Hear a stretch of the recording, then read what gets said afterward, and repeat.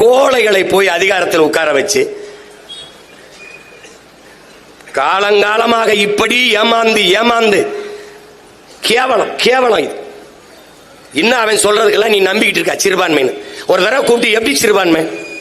சரி, நான் சிறுபான்மை இஸ்லாம், நான் சிறுபான்மை கிறிஸ்தவன், மதத்தின் பேரால் நான் சிறுபான்மை, நீ பெரும்பான்மை. எதன் பொருட்டு? எந்த அடிப்படையில் நீ பெரும்பான்மை? எந்த அடிப்படையில்? மதத்தின் அடிப்படையில். எந்த மதம்? இந்து மதம். அப்போது நீ மதவாதத்துக்கு எதிரானவன் என்று பேசியது எவ்வளவு பெரிய ஏமாற்று, எவ்வளவு பெரிய ஏமாற்று. இப்ப மதமாகத்தான் எங்களை பார்க்கிற, மனுஷனா கூட பார்க்கல.